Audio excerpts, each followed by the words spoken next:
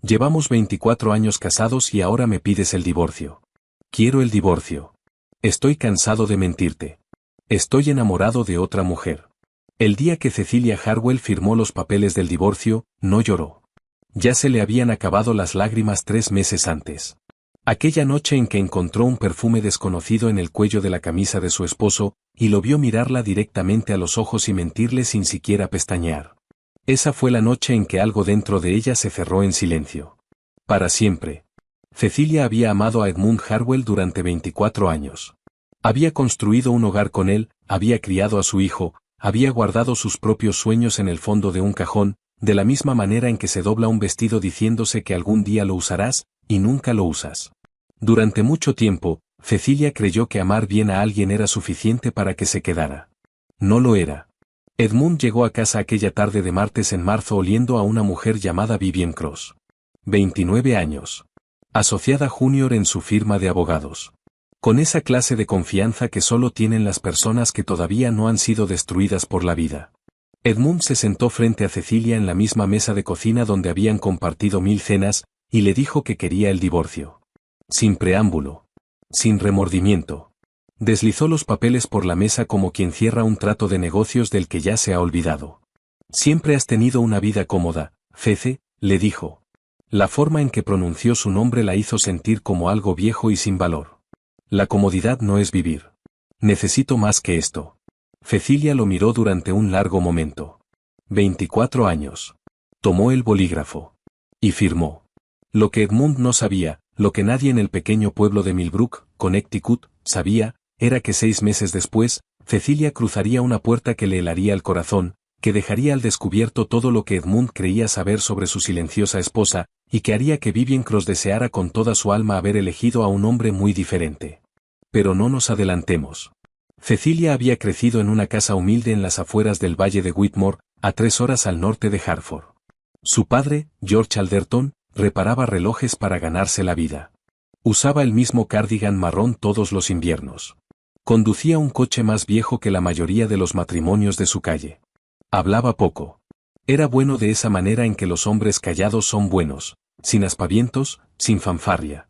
Cuando George murió, 2 años antes del divorcio, le dejó a Cecilia un pequeño sobresellado. Dentro, con su letra cuidadosa, había una sola línea escrita. Cuando llegue el momento, llama al señor Finch en Aseford. Él te lo explicará todo. Cecilia guardó el sobre en el fondo de su armario y lo olvidó. Siempre había algo más que hacer. La agenda de Edmund que administrar, las cenas que organizar, una casa que funcionaba gracias a su esfuerzo pero que nunca le daba crédito a nadie.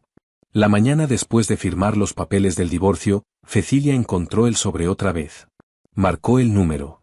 El señor Gerald Finch tenía 78 años y había sido el amigo más cercano de George Alderton durante 43 años. El señor Finch no le pidió a Cecilia que fuera a verlo. Fue él quien condujo 3 horas hasta su puerta, llegó con un maletín de cuero y una sonrisa serena, y se sentó con ella en esa misma mesa de cocina donde los papeles del divorcio habían sido firmados apenas unas horas antes. Y entonces, Gerald Finch le contó todo. George Alderton nunca había sido simplemente un reparador de relojes. A lo largo de 4 décadas, había construido en silencio Alderton Capital, inversiones pacientes, propiedades en 7 estados, un portafolio privado que había crecido de manera constante detrás de la fachada de su cardigan y su coche viejo. Año tras año, George había utilizado esos recursos para financiar escuelas rurales, albergues para mujeres, bibliotecas comunitarias y jardines de cuidados paliativos. Todo eso hecho sin una sola placa. Sin una sola mención en la prensa. Solo el bien hecho y dejado atrás. Y ahora todo le pertenecía a Cecilia. ¿Cuánto? Susurró ella. El señor Finch cruzó las manos sobre la mesa. 3.300 millones de dólares, dijo, de forma conservadora. La habitación quedó en completo silencio. Cecilia bajó la mirada hacia sus manos. Esas mismas manos que habían cocinado las cenas de Edmund, administrado su agenda, sonreído a sus colegas. Esas mismas manos. No lloró. Algo mucho más poderoso que las lágrimas recorría su cuerpo. Y por primera vez en muchísimo tiempo, se sintió como el comienzo de algo. No se lo dijo a nadie. No a su hijo Thomas, que tenía 22 años y estaba terminando su carrera universitaria con los mismos ojos serenos de su abuelo. No a su hermana Patricia, que se lo habría contado a su marido en menos de una hora. No a su amiga Donna, que la quería de verdad pero que era incapaz de guardar un secreto por más de 48 horas. Contrató un equipo legal privado en Hartford, 4 personas sin ningún vínculo con Edmund ni con su firma. Dedicó 2 semanas a reuniones cuidadosas donde aprendió el alcance completo de lo que su padre había construido y lo que ella era capaz de hacer ahora.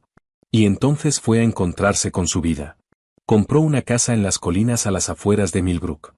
Muros de piedra, un porche amplio, un jardín que era enteramente, sin disculpas, suyo. Plantó cosas. Leyó los libros que había tenido pendientes durante 10 años.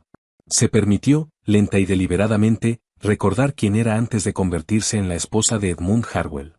Fue a través de uno de los proyectos comunitarios del fideicomiso que conoció a Oliver Crane. Oliver tenía 51 años y era arquitecto.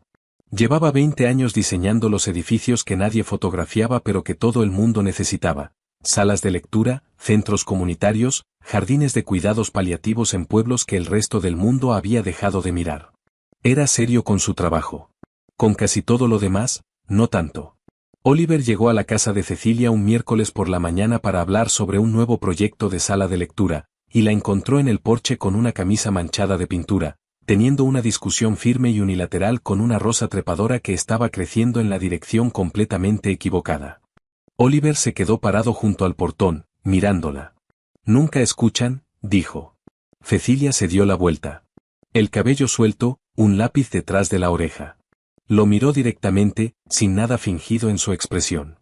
«Oliver Crane», dijo ella. «Cecilia Alderton», respondió él. Se dieron la mano. Ninguno de los dos la soltó tan rápido como la situación requería. Trabajaron juntos durante 3 meses. Él venía 2 veces por semana. Discutían sobre ventanas, sobre la luz, sobre lo que una habitación necesitaba para que alguien quisiera quedarse en ella. Cecilia tenía opiniones fuertes, precisas, detalladas, ganadas con esfuerzo. Oliver no estaba de acuerdo con ella en 4 puntos distintos. Resolvieron cada uno de ellos en algo mejor de lo que cualquiera de los dos había propuesto al principio. Para el segundo mes, Oliver ya se quedaba a cenar. Para el tercero, conversaban mucho después de que los platos estuvieran recogidos, con la noche ya cerrada afuera. Oliver la hacía sentir, en los momentos simples y sin importancia de un miércoles ordinario, como alguien genuinamente valioso de tener en una habitación. Edmund no la había besado en 5 años. Ni una vez. Ni en su cumpleaños, ni en ninguna festividad, ni en ninguna noche en que Cecilia se hubiera arreglado con cuidado y esperado en silencio. Se había acostumbrado tanto a ser invisible que casi había logrado convencerse de que la calidez era algo que les pasaba a otras personas. Una tarde de noviembre, Oliver se detuvo en la puerta justo antes de irse. Se dio la vuelta. La miró a la luz cálida del pasillo. «Me gustaría llevarte a cenar», dijo en voz baja. «Una cena de verdad. No una cena de trabajo. Una en la que no esté mirando planos». «¿Y qué vas a mirar entonces?», preguntó ella. «A ti», respondió él, simplemente. Cecilia se quedó callada un momento. «El sábado. A las 7». Oliver asintió una vez y salió hacia la noche fría. Cecilia cerró la puerta y se quedó apoyada contra ella. Con la mano plana sobre el pecho, sintiendo algo que llevaba tanto tiempo sin sentir que casi había llegado a creer que ya no existía. El sábado llegó. Oliver apareció con un abrigo oscuro y le trajo un solo lirio blanco. No rosas. Había notado que Cecilia tenía una relación complicada con las rosas, y no dijo nada al respecto. Simplemente le tendió la flor y esperó. Fueron a un pequeño restaurante italiano. Luz de velas, una mesa en un rincón que parecía haber estado esperando exactamente esa conversación. Hablaron durante 4 horas. El tipo de conversación que se siente fácil, no porque los temas sean ligeros, sino porque la persona que tienes enfrente hace que cada tema se sienta seguro. Oliver la acompañó hasta su puerta al final de la noche. Se quedaron en el porche bajo el aire frío, con el cielo de Connecticut lleno de estrellas. Oliver extendió la mano y apartó suavemente un mechón de cabello de su cara. Su mano se posó en la mejilla de Cecilia por un instante, cálida contra el frío de la noche. «Cecilia», dijo él. Solo su nombre. Ella no respondió. Simplemente cerró los ojos. Oliver la besó despacio, con suavidad. El tipo de beso que no tiene prisa, que lo sabe. Cecilia había olvidado que un beso podía sentirse así. Como ser vista. Como ser elegida. Como llegar a algún lugar hacia el que no sabías que habías estado viajando. Cuando Oliver se separó, Cecilia mantuvo los ojos cerrados un segundo más.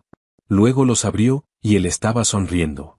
La sonrisa callada que vive más en los ojos que en la boca. Buenas noches, Cecilia. Buenas noches, Oliver.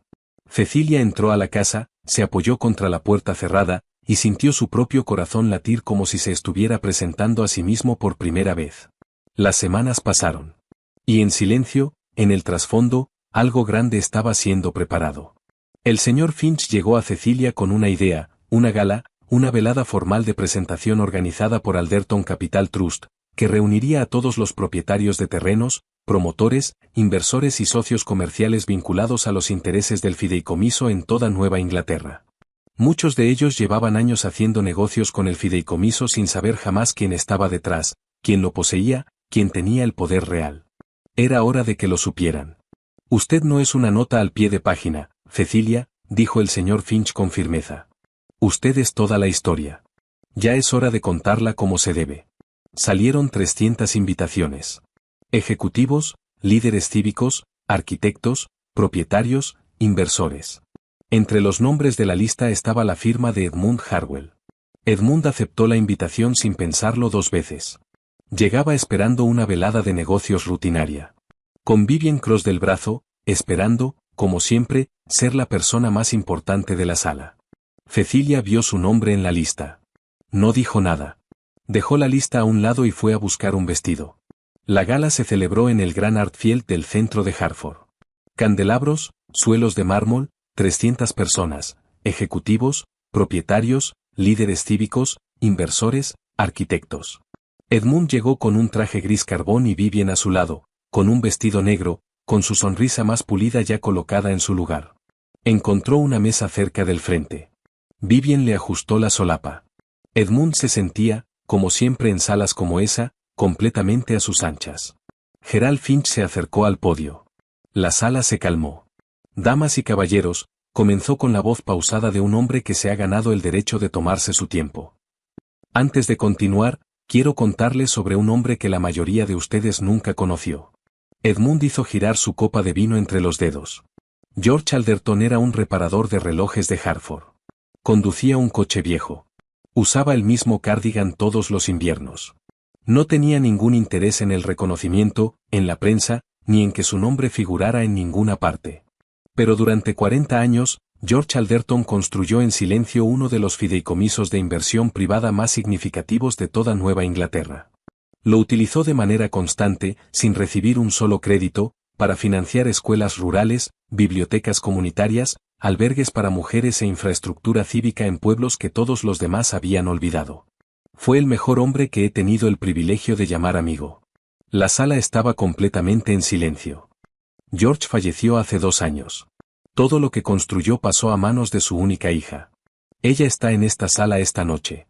Ella es la directora activa de Alderton Capital. Su patrimonio neto asciende a 3.300 millones de dólares. Un murmullo recorrió la sala como una ola. Edmund dejó su copa sobre la mesa. Es una de las mujeres más extraordinarias que he tenido el honor de conocer. Su padre la crió con la convicción de que el carácter importa más que el crédito. Y ella ha vivido cada día de su vida según ese principio. Gerald Finch dirigió la mirada hacia el fondo de la sala. Damas y caballeros, reciban con todo lo que esta sala tiene, a la señorita Cecilia Alderton. Las puertas se abrieron. Cecilia entró. El aplauso empezó antes de que la sala hubiera procesado del todo lo que estaba viendo. Esa respuesta instintiva ante algo que domina un espacio antes de pronunciar una sola palabra. Llevaba un vestido azul real, estructurado en los hombros, que caía hasta el suelo y capturaba la luz de los candelabros con cada paso que daba. El cabello recogido con elegancia, el maquillaje sutil. Caminaba con la autoridad callada de una mujer que, después de mucho tiempo, finalmente ha dejado de hacerse pequeña para encajar en la imagen que alguien más tenía de ella. Cecilia cruzó aquel suelo de mármol como si siempre hubiera sabido que era exactamente ahí donde estaba yendo. 300 personas se pusieron de pie. Edmund Harwell no. Edmund se quedó paralizado. El color había abandonado completamente su rostro. Estaba mirando a la mujer a quien había llamado cómoda. La mujer a quien había pasado los papeles del divorcio por encima de la mesa de la cocina. entrando a una sala de 300 personas como si fuera la dueña del suelo bajo cada uno de sus pies. Porque lo era. Edmund, ¿la conoces? Vivien se inclinó hacia él. Edmund no respondió. Cecilia habló desde el frente de la sala. Con claridad, con calidez, sin desperdiciar una sola palabra. Habló sobre la visión de su padre, sobre el fideicomiso, sobre el trabajo que ella tenía intención de continuar. No actuó. Cada palabra llevaba el peso de alguien que se había ganado el derecho de decirla. Cuando terminó, 300 personas le dieron una ovación. Edmund cruzó la sala. Dejó a Vivien sin decirle una palabra, sin siquiera mirarla, y se abrió paso rápidamente entre la multitud hasta llegar a Cecilia, cerca del borde del escenario. Cecilia se dio la vuelta. El rostro de Edmund estaba completamente deshecho. La compostura de 24 años de matrimonio, desvanecida. La miraba de la manera en que mira un hombre cuando el costo total de una decisión le cae encima de golpe. Mírate, dijo Edmund, con la voz apenas firme. ¿Cómo pasó esto, Cece? ¿Cuándo llegó todo esto a ser tuyo? Compartí una vida contigo durante 24 años, y nunca lo supe. Nunca pregunté siquiera. Cecilia lo miró con calma. No con frialdad, no con dureza. Simplemente con claridad. Pasó, Edmund, dijo ella en voz baja, porque siempre estuvo ahí. Tú simplemente nunca pensaste en mirar. Cometí un error. Un error terrible. Lo sé. Cece, lo siento mucho. Los ojos de Edmund estaban húmedos. La gente alrededor los observaba. A Edmund no le importó. Extendió la mano hacia la de Cecilia. Y entonces, lentamente, frente a 300 personas, Edmund Harwell se arrodilló. Un silencio se extendió por la sala como un aliento contenido. Me equivoqué, dijo Edmund. La voz se le quebró. Contigo. Con lo que tenía. Con lo que importaba. Por favor, Edmund. La voz de Cecilia era suave, gentil, definitiva. Como suena una puerta cuando se cierra correctamente por última vez. Levántate. Edmund la miró desde abajo. Por favor, levántate, repitió Cecilia, porque yo no soy Dios. Edmund se puso de pie. Te perdono, dijo Cecilia. Y lo decía en serio, con cada palabra. Pero el perdón no es lo mismo que volver atrás. Y yo no voy a volver atrás. Cecilia sostuvo su mirada un momento firme y sereno. Te deseo lo mejor, Edmund. De verdad. Y se dio la vuelta. Oliver Crane había estado observando desde el otro lado de la sala. Se abrió camino hacia Cecilia sin prisa, con seguridad. La manera en que camina un hombre que sabe exactamente hacia quién se dirige. Traje azul marino oscuro. La energía tranquila de alguien que había pasado 20 años construyendo cosas que importaban y que no necesitaba la aprobación de nadie al respecto. Oliver le tocó el codo suavemente. Cecilia se dio la vuelta, y todo su rostro cambió. No de manera dramática. Solo de manera cálida. Como se siente distinta una habitación en el momento en que entra la persona correcta. Estuviste extraordinaria, dijo Oliver en voz baja. Gracias, Oliver, respondió Cecilia con suavidad. Oliver le ofreció la mano. ¿Bailamos? Cecilia echó un vistazo a la pista, donde la orquesta había comenzado un vals lento y amplio. Debo advertirte, dijo ella. Estudié ballet durante 12 años. Debo advertirte yo a ti, respondió Oliver, que no tengo la más mínima idea de lo que estoy haciendo. Cecilia se rió. Libre y plena. La clase de risa que había estado ausente de su vida durante años y que ahora, simplemente, había vuelto por completo. Entonces sigue mi paso, dijo ella. Tomó su mano. Y bailaron. Cecilia se movía con una gracia tan natural que ya no parecía esfuerzo. Oliver no tenía formación, pero era fuerte y atento, sosteniéndola con la confianza de un hombre que quizás no conozca los pasos, pero que tiene completamente clara a la persona que tiene entre sus brazos. Encontraron su ritmo rápidamente. La sala lo notó. Las conversaciones se ralentizaron, las cabezas se giraron. En un momento, Oliver dijo algo en voz baja cerca de su oído que hizo que Cecilia se riera y echara la cabeza hacia atrás, y Oliver la atrajo un poco más hacia él cuando lo hizo, y toda la sala lo sintió. Ese reconocimiento callado e inconfundible de dos personas que están exactamente donde deben estar. Edmund estaba de pie en el borde de la pista de baile, mirando. Miraba a Oliver mirar a Cecilia de la manera en que Edmund no había mirado a nadie en años, con atención completa, sin dividir, sin prisa. Y comprendió, con una completitud que iba más allá del pensamiento, exactamente lo que había hecho. No el dinero. No los 3.300 millones que habían estado guardados en silencio dentro de la mujer a quien había llamado cómoda. Ella. Solo ella. La había tirado a la basura. Un momento después, Edmund se fue antes de que terminara la gala. No se despidió de nadie. Ni de los invitados, ni de sus colegas, ni siquiera de Vivien. Vivien lo vio dirigirse hacia la salida y fue corriendo tras él, abriéndose paso entre la multitud, con sus tacones repicando rápido y afilado contra el suelo de mármol. Edmund. Vivien lo agarró del brazo junto a la puerta. ¿A dónde vas? La velada no ha terminado. Edmund siguió caminando. Vivien lo siguió hasta salir al frío de la noche en Hartford, con las grandes puertas del Artfield cerrándose detrás de ellos. Edmund, ¿en serio me vas a dejar aquí? Edmund llegó a su coche. Abrió la puerta. Se metió dentro. Vivien se quedó de pie, con los brazos cruzados contra el frío, completamente segura de que se daría la vuelta. No se dio la vuelta. Pero tampoco arrancó el coche. La ventanilla bajó lentamente. Edmund la miró. La miró de verdad. Y lo que había en sus ojos no era amor, ni culpa, ni siquiera rabia. Era algo peor. Era claridad. Abandoné a una mujer que me amó durante 24 años por ti, Vivien. 24 años. Una mujer que construyó mi hogar, que crió a mi hijo, que estuvo a mi lado sin una sola queja. Y tiré todo eso a la basura. Edmund hizo una pausa. Esta noche la vi entrar a una sala de 300 personas como una multimillonaria. La vi bailar con un hombre que la ve de una manera en que yo nunca lo hice. Me arrodillé delante de todos, y ella me miró con nada más que lástima. La mandíbula de Edmund se tensó. Dejé a mi esposa de 24 años por ti. Y todo lo que he cosechado es el fruto de mi propia maldad. Vivien abrió la boca. No, dijo Edmund en voz baja. La ventanilla subió. El coche arrancó. 2 manzanas más adelante, Edmund se detuvo en el arcén. Y Edmund Harwell, el poderoso, el intocable Edmund Harwell, se quedó solo en la oscuridad y lloró como un niño. Sin compostura. Sin actuación. Solo un hombre y el peso absoluto de todo lo que había tirado a la basura. Vivien se quedó sola en los escalones de piedra del Gran Artfield, con el frío de la noche envolviéndola, mirando cómo las luces traseras del coche se encogían y desaparecían en la oscuridad. Entonces se sentó en los escalones.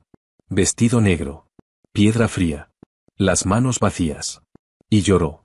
No por amor, sino por todo lo que había apostado a ese hombre y había perdido. Adentro, la gala continuaba resplandeciente. Adentro, Cecilia Alderton seguía bailando. 4 meses después, el desarrollo de Whitmore colapsó. La empresa de Edmund. Sin los terrenos de Cecilia, el proyecto entero estaba muerto. El consorcio se retiró. 18 meses de su mejor trabajo, desaparecidos de la noche a la mañana.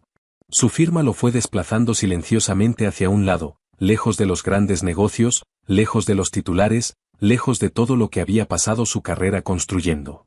El hombre que una vez le había prometido el mundo a Vivien Cross ahora estaba sentado detrás de un escritorio que nadie importante visitaba. Vivien aguantó 4 meses más. Luego hizo sus maletas y se fue sin mirar atrás. Edmund no discutió. Se quedó solo en su apartamento esa noche, con la ciudad moviéndose afuera de su ventana, completamente indiferente a su existencia.